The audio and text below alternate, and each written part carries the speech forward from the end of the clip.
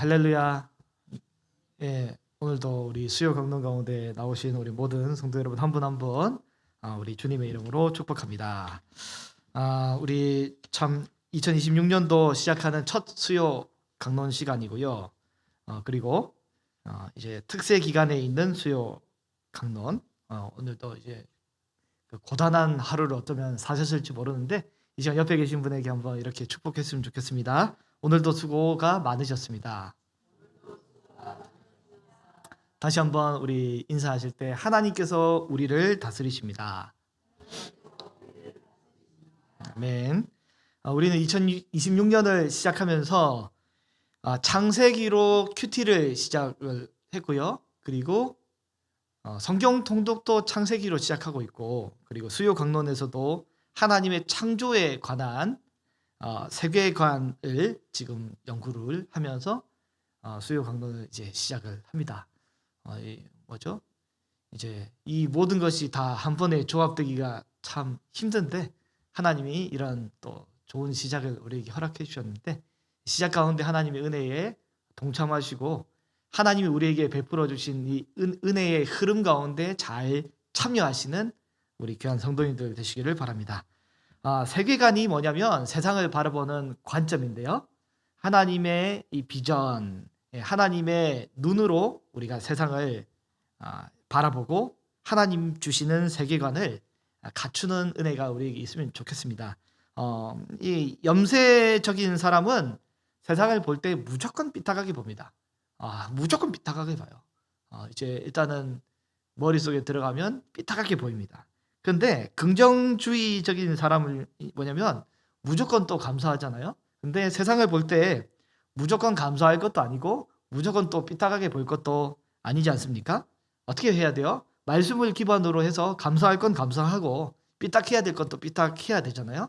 그게 신실한 믿음의 사람의 모습인데, 세상 일반 사람들처럼 염세적으로 다 보거나 아니면 일반 사람들처럼 무한 긍정으로 다 바라보거나 이런 어리석은 모습이 우리에게 없고, 우리는 말씀을 기반으로 해서 말씀의 시각을 갖추는 기독교적인 세계관, 그리고 성경적인 세계관, 그것을 우리는 갖춰야 될 줄로 믿습니다. 우리 주일 설교 창세기 1, 2장을 기반으로 해서 제가 설교를 함께 말씀을 나눴잖아요. 하나님께서 세상을 만드시기 전에, 만드신 후에 흑암을 기반으로 해서 우리가 공허함과 혼돈 속에 있다가 이제는 빛을 기반으로 해서 질서와 충만함으로 흘러갔다. 그래서 우리 뭐 그렇게 해서 어떻게 했어요? 아멘하고 끝났잖아요. 끝났어요. 그리고 그 한 주간에 이제 끝나는 이후에 그 말씀이 우리의 삶 가운데 한 주가 지나고 두 주가 지나고 시간이 지나면 어떤 영향력을 미치게 될까요? 어떤 변화를 주게 될까요? 변화가 있어야 되지 않겠습니까, 우리가? 우리 주일 설교를 도표를 한번 짧게 제가 한번 요약을 한번 다시 해보면요. 어둠에서 빛으로 우리가 이제 변했습니다. 하나님이 어둠 중에 있는 것에 빛을 덮었습니다. 그래서 하나님의 손길이 닿기 전에는 어둠이 지배했지만 하나님의 손길이 닿은 후에는 빛이 지배하는 영역이 생겼잖아요. 말씀으로 말씀하시니까 빛이 생겼습니다. 그러나 여러분, 어둠이 완전히 소멸됐습니까? 안 됐습니까? 안 됐죠. 여전히 어둠은 있습니다. 그러나 성도의 특징은 뭐냐면 빛으로 부름받았지만 때때로 실수로 우리가 어둠에 거할 수 있죠. 어둠에 살 때가 있지만 성도는 특징이 뭐냐면 재빨리 빛으로 빨리 다시 복귀하는 것이 성도의 삶입니다. 그래서 이거를 우리가 배웠단 말이죠. 두 번째는 뭐였어요? 혼돈에서 말씀의 질서를 잡아가는 걸 배웠잖아요.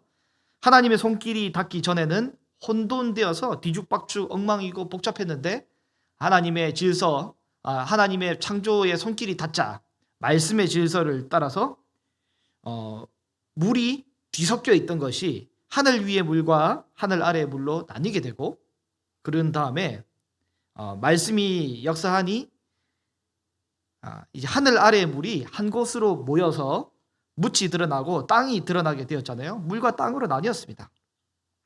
성도는 땅에 사는데 문제는 뭐냐면 여전히 우리 삶 가운데 그 고대인들이 생각했던 혼돈과 혼란과 이 어떤 어떤 악의 세력의 영역이라고 여겼던 이 바다, 물의 영역이 공존합니다.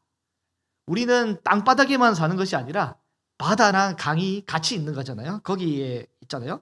성도는 바다와 더불어 삽니다. 그러나 말씀을 나눴던 것은 뭐냐면 바다와 더불어 살지만 우리는 세상 사람들과 섞여서 혼재되어서 살아서는 안 되고 구분되어서 살아야 된다.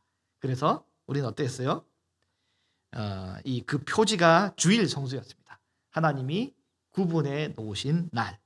그리고 우리는 창조 전에는 공허했지만 하나님이 이 성령으로 인해서 생명을 충만하게 만들어 주셨는데 이렇게 충만하게 만들어 주셨단 말이죠.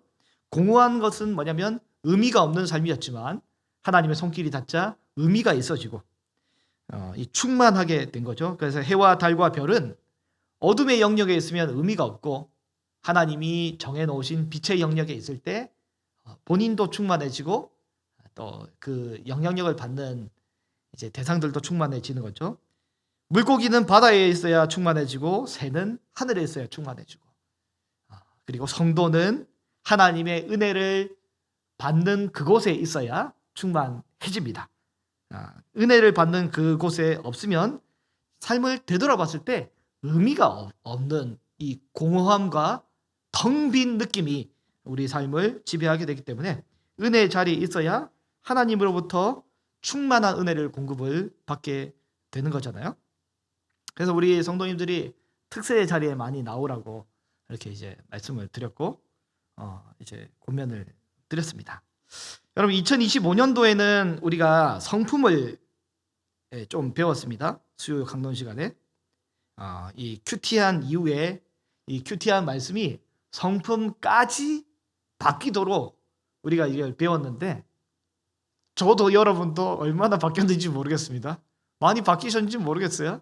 그러나 안 바뀌었으니까 에라이 하지 말자 이게 아니잖아요. 올해는 뭐냐면 세계관입니다. 세계관. 큐티한 이후에 이게 내 세계관을 실제적으로 변화시키는 그것을 공부하고 연구하고자 합니다. 주일의 말씀을 설교 말씀을 듣게 되면 우리가 일상의 삶 속에서 성품을 바꾸려는 노력 요거를 계속 시도해야 되고 또 동시에 올해 강점을 두고 이제 주목할 것은 뭐냐면 우리가 일상의 삶을 바라보는 기본적인 개념, 기본적인 생각, 기본적인 이 세계관을 바꾸려는 노력을 이 수요 강론 시간에 함께 좀 나누고자 합니다. 시편 24편 오늘 본문인데요. 이것을 좀 간략하게 한번 살펴보면 시편 24편 말씀은 다윗의 시입니다. 다윗의 시인데 여러분 다윗은 직업이 뭡니까? 직업이 뭐예요? 물론 시점에 따라 다르죠. 어린 시절에는 애기였고 좀 나이가 들어서는 목동이었다가 그 다음에 좀 지나서 군대의 장관이 되었다가 그 다음 나이가 지나서 다윗이 백수가 되었다가 그 다음에 뭐였어요?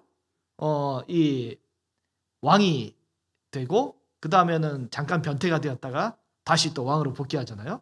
다윗이 이렇게 이런 시기들을 겪습니다.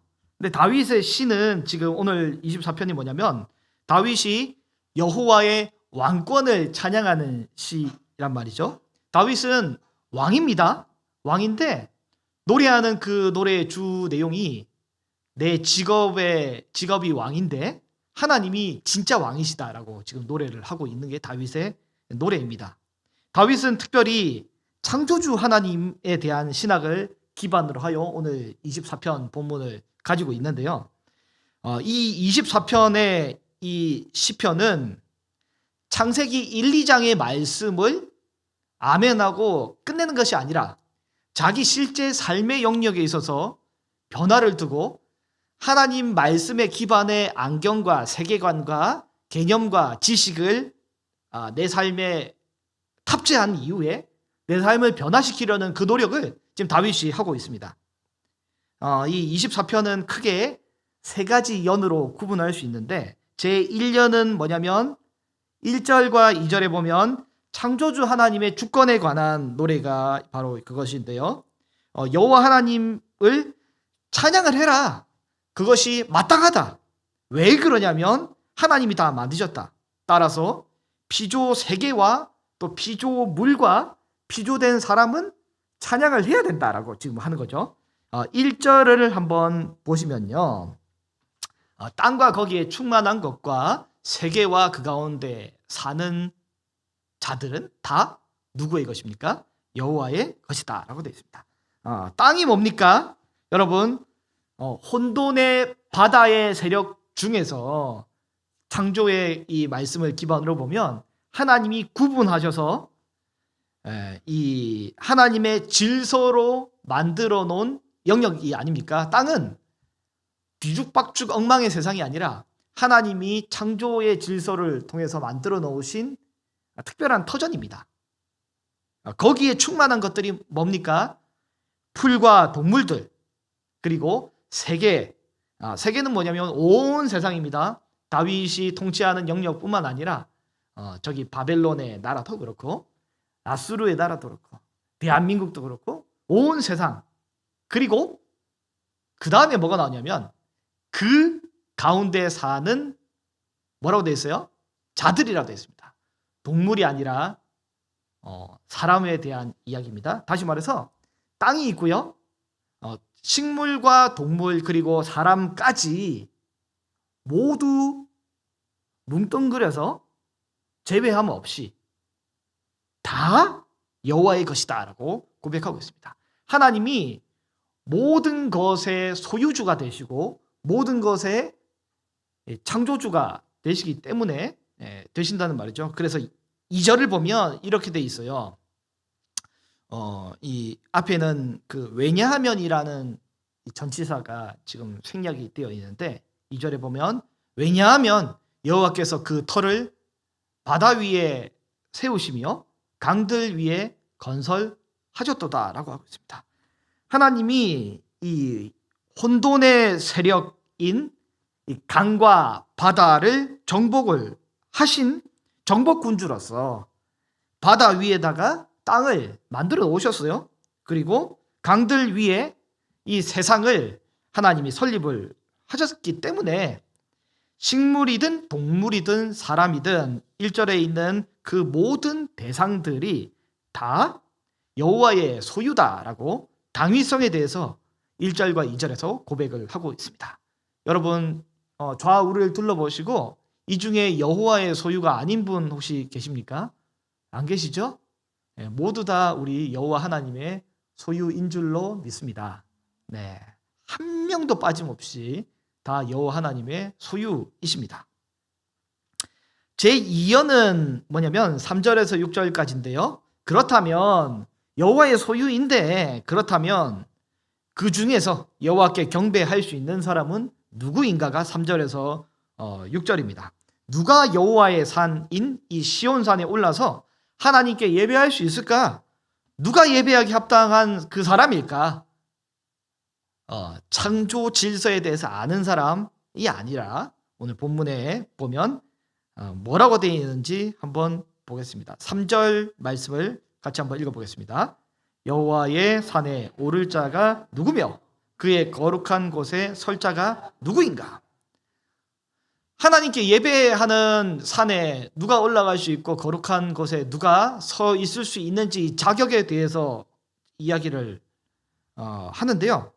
하나님께서는 혼돈의 세력인 이 바다와 강들을 정복하셨고 보시기에 좋고 아름답도록 질서 있는 세상, 이 땅을 만드셨단 말이죠.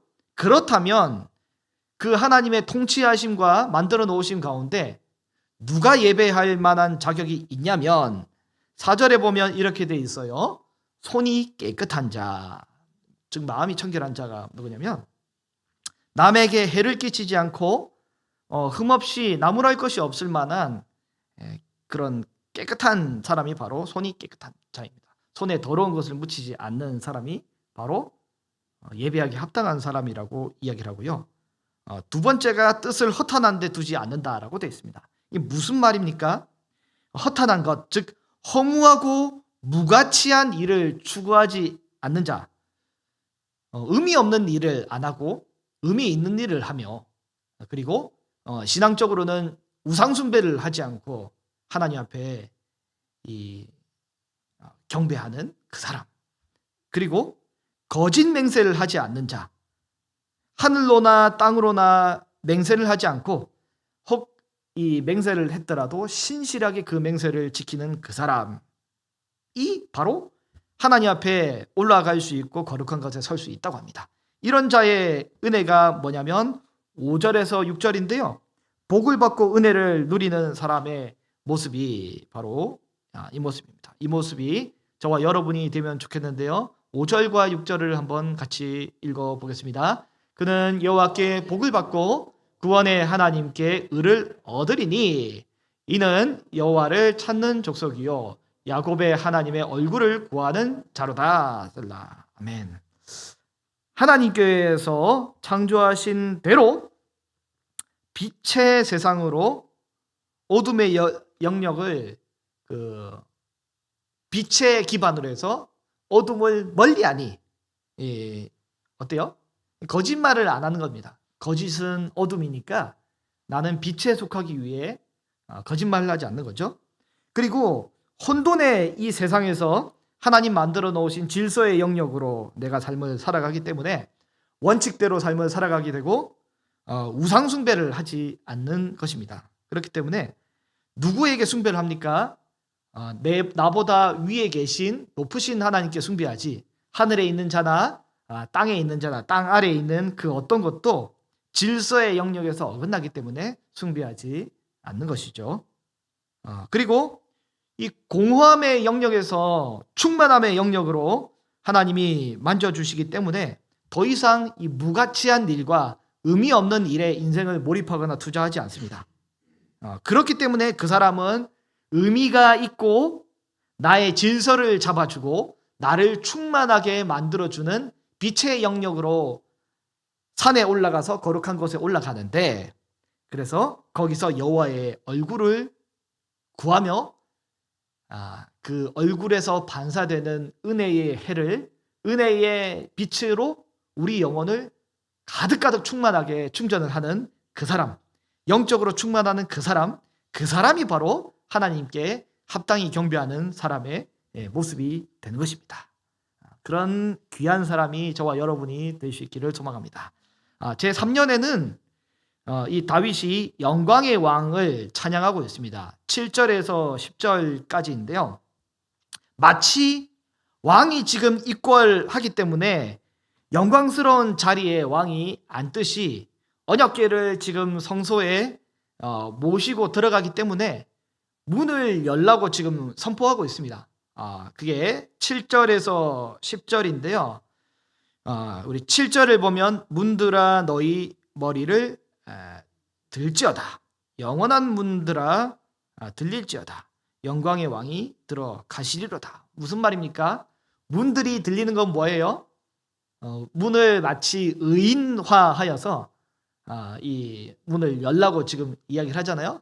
성문을 여호와 앞에 활짝 열라고 지금 이야기합니다. 영원한 문들은 뭡니까? 일반 문이 아니라 영원한 문이라고 되어 있잖아요.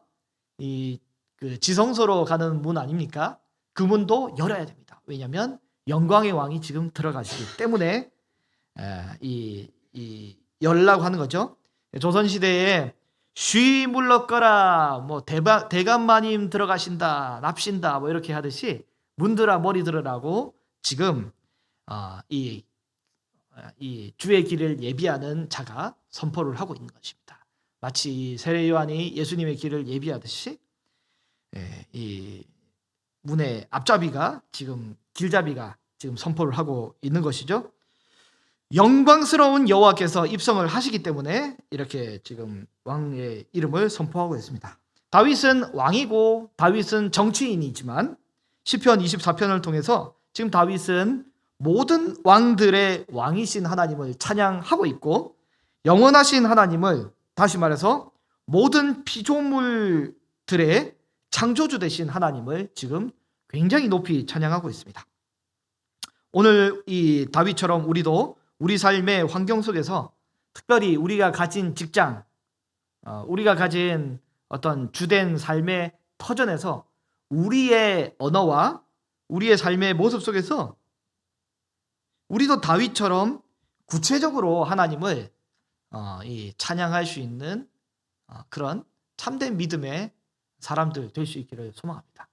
네, 참 우리 이제 김남현 목사님 같은 경우에는 여호와께서는 나의 의의 옷을 깨끗하게 해주시는 분.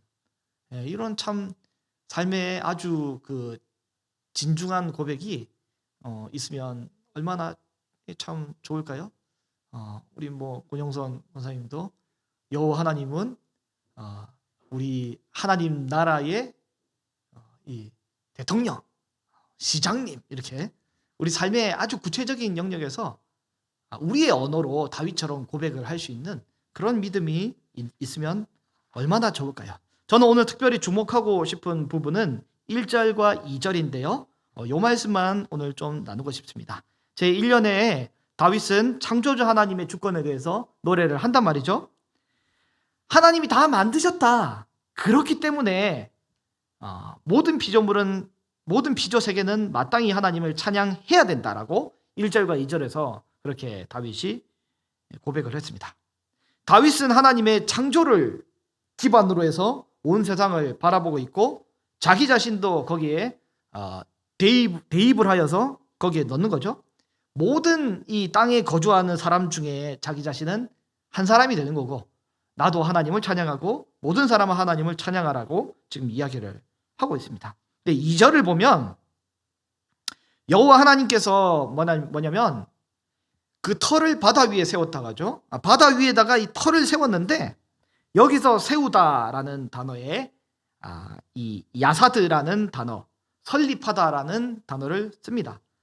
다시 말해서 하나님께서는 터를 세우셨는데 우리 천우교회도 하나님이 세우셨고 또 하나님이 다윗 개인에게는 다윗 왕조를 설립을 해 주신 거죠. 그렇기 때문에 다윗은 하나님을 찬양하고 있습니다. 아울러 그 뒤에 보면 강들 위에 이 터를 건설을 하시고 세계를 건설하셨는데 여기서 건설하다라는 단어에는 뭐가 있냐면 쿤이라는 단어를 씁니다. 쿤은 뭐냐면 세우고 있다, 지탱하다라는 어떤 이 동사로 여기는 쓰였는데요. 세우고 있고 지탱하고 있는 것인데 여호와 하나님께서 다윗 왕조를 지금까지 무너지지 않고 세우고 계시고 유지시켜 주고 있다라고 다윗이 지금 노래하고 온 세상을 하나님 그렇게 유지시켜 주시고 있다고 그렇게 고백을 하고 있는 것입니다. 하나님이 우리의 교회를 세우셨고 그리고 지금도 유지시켜 주고 있으십니다. 여러분, 하나님이 우리의 가정도 세우시고 지금도 유지시켜 주고 계십니다. 하나님이 우리 개인을 만드셨고 지금도 생존하게끔 유지시켜 주고 계세요. 그리고 하나님이 우리의 자녀들도 또 우리의 직장도 나의 미래도 만들어 주셨고 유지를 시켜 주실 거예요. 그 믿음이 다윗에게는 있는데 저와 여러분에게도 있기를 간절히 소망합니다. 이 1절을 보면 일부가 아니라 땅과 거기에 충만한 것과 세계와 그 가운데 사는 자들은 일부만 여호와의 것이 아니라 뭐예요? 다 여호와의 것이다 라고 다윗이 고백하고 있습니다. 여러분도 여기 다에 속하죠? 네, 저는 속하는 것 같아요. 안 속하시는 분이 혹시 계시는지 모르겠는데 없습니다. 다 속합니다.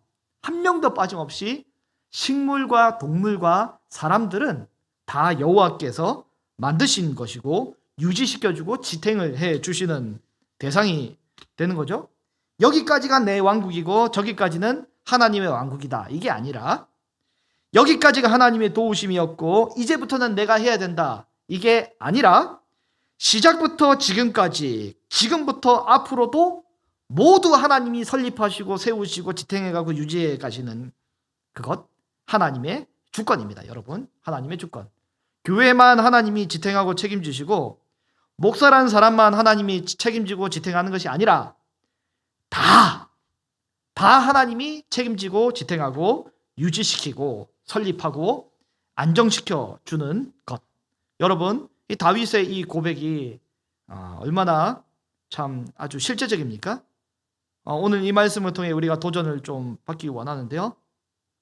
우리는 다윗처럼 창조주 하나님에 대해서 인지하셨습니까? 인지. 내 삶의 일부만 하나님의 통치 영역이 아니라 내 삶의 전부가 하나님의 통치 영역이다. 이게 다윗의 인지함인데, 우리의 인지함, 우리의 세계관, 우리의 기본 개념이 되기를 원합니다. 교회에서 특세에 아주 힘겹게 나오고 수요 강론까지 지금 나오고, 이게 내일 새벽에 어떡할까? 내 새벽을 위해서 오늘 수요를 쉬어야 되나? 아무튼 그러나 어쨌든 교회에 나오셨잖아요. 근데 이게 하나님의 주권이 거기까지다, 이게 아닙니다, 여러분. 이게 아니라 하나님의 다스리심은 교회에만 있는 것이 아니라, 신앙생활에만 있는 것이 아니라, 사실은 내 삶 전체, 내 삶 전부가 이에 해당이 되는 거잖아요. 이 실제적인 어떤 삶의 기반을 둔 어떤 개념과 지식과 세계관이 우리에게 잡혀야 합니다. 그러니까 이게 안 잡히면 어때요? 은혜는 받았는데 뭔가 마음에 큰 감동이 있는데, 이게 내 머릿속에 이거는 교회에 해당되는 거고 삶의 모든 문제는 해당되는 게 아니니까, 일부만 여호와의 것이지 다 여호와의 것이라는 고백이, 다윗의 이 고백이 우리의 것이 아니니까 백날 천날 이 말씀을 들어도 이게 안 바뀌는 겁니다, 우리가. 그래서 우리가 이거를 바꿔야 되는 거죠. 그래서 신앙생활을 넘어서 여러분, 자녀 양육의 문제에 있어서도, 그리고 가정을 가꾸고 다스리는 문제, 배우자를 고르고 결혼하는 문제에서도 우리는 성경적인 개념이 있어야 되고 가치관이 있어야 됩니다. 남자는 죄인이라서 예쁘면 결혼하고 싶고, 또 여자는 죄인이라서 돈 많으면 결혼하고 싶고, 이게 사실 우리의 기본적인 죄성인데, 이게 아니라 성경적인 개념을 우리가 탑재해야 되잖아요. 직장을 선택하고 결정하는 문제, 나의 진로를 결정하는 문제, 나의 노후를 대비하는 문제, 부동산을 매입하고 매도하는 문제, 돈을 버는 방법이나 과정에서 문제, 모든 문제에서 사실은 성경적인 방법으로 이거를 꾸려가고 해결해야 되지, 신앙생활만 교회에서의 그 뜰나눔과 어떤 이 종교 활동에서만 말씀의 원리를 기반으로 해서 하는 것이고, 삶에 있어서는 내 마음대로 하는 것이 아니라는 것이죠. 땅과 거기에 충만한 것과 모든 것이 다 여호와의 것, 내 삶의 전부까지도 여호와께 속한 질서 속에 들어가야 하는 것인데, 그래서 우리는 어떡합니까? 이 모든 일에 있어서 고민을 하는 겁니다. 이게 과연 빛의 방법인가? 이게 과연 성경에 정해놓은 질서의 원칙대로 하는 것인가? 이것이 과연 생명으로 나를 충만하게 하는 방법인가 아닌가? 이거를 기반으로 해서 모든 이 의사결정을 사실은 하는 것이 굉장히 성경적인 방법이고 건강한 방법인 거죠. 다시 하겠습니다. 빛의 방법인지 아닌지, 말씀의 원리를 따르는 질서의 방법인지 아닌지, 이거를 하면 내가 생명으로 충만해지는지 아닌지, 이걸 잘 구분해야 되죠. 그렇지 않으면 어둠과 혼돈과 이 공허함 속에서 내가 열심히 했는데도 굉장히 힘 빠지고 허무한 인생을 마감하게 되는 것 아닙니까? 여러분, 모든 과정과 모든 영역은 다 하나님의 주권 가운데 속해 있는 것입니다.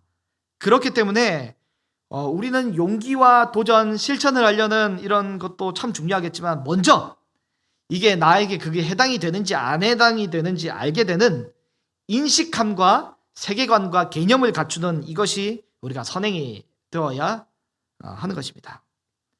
다윗은 이것을 했습니다. 다윗은 내 삶의 모든 것이 다 하나님의 것이다 라고 고백을 했는데 그것을 우리가 갖춰야 하는 것입니다. 고린도전서 10장 31절 말씀에 보면 이렇게 되어 있습니다. 같이 읽겠습니다. 그런즉 너희가 먹든지 마시든지 무엇을 하든지 다 하나님의 영광을 위하여 하라.